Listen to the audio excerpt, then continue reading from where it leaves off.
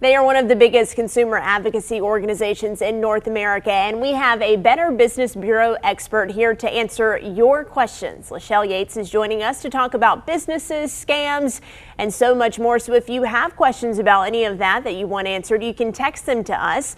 The number is 336-379-5775. Take a look. It's right there on your screen if you want to snap a picture. Remember, we can only accept questions that you text. Please do not call that number with your questions. But Lachelle, we are already getting some great questions texted into us. One that you and I actually discussed earlier today because it's Amazon Prime Day. A lot of people are shopping on Amazon, and the BBB is aware of a possible scam related to Prime Day. Yeah, con artists are not going to let any opportunity slip by, and Prime Day is a great one. Con artists are calling people and saying that there is a problem with their account and that they need to get some information from you. And those problems can range from a problem with your Prime card to a lost or stolen package, or to maybe a problem with the delivery. Their goal, no matter what the question is or the issue is that they say they're calling about, is they're trying to get your personal information. They're either trying to get your bank account information, your credit card information, or your account information. And they're brazen about it. They're just flat out asking for it. The other thing that these calls do is they say, we might need to remotely access your computer, and that's also a scam. So how do we know that this is a scam and it's not actually Amazon calling to confirm something about what we've purchased? You really want to be skeptical of any unsolicited emails or phone calls that you get. Now, there are a couple of departments within Amazon that will call you, but for the most part, Amazon will not call. If they do call, they are not going to ask for your account login information, and they're not going to ask to remotely access your computer.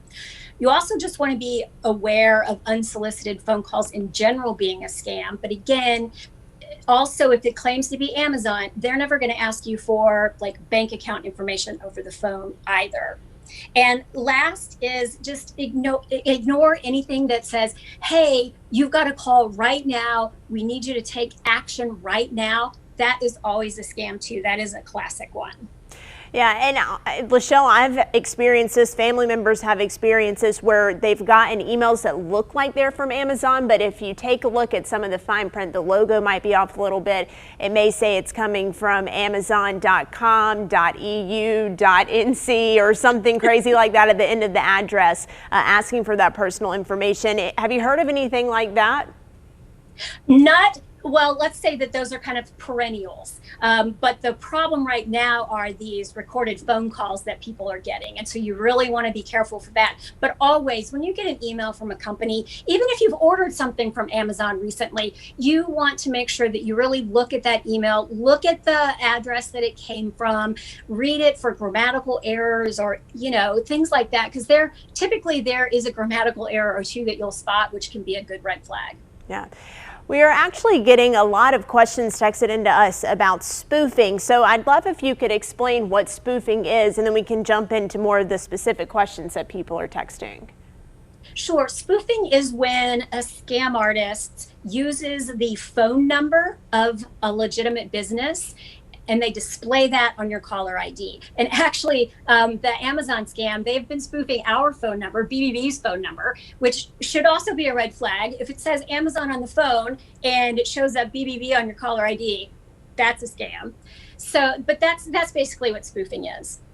So someone's writing in that scammers are using numbers that they have saved in their contact list. So can these scammers know who you have in your contact list and possibly call you with that number?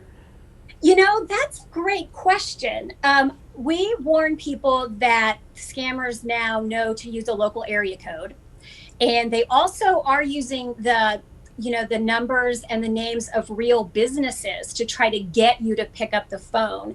How they're getting real contacts, that's a good question. I mean, I would want, if I was the consumer, I think you should investigate that and make sure that you don't have some malware on your phone where you've been a victim before, and now they're in their phone and they have your contact information. Yeah.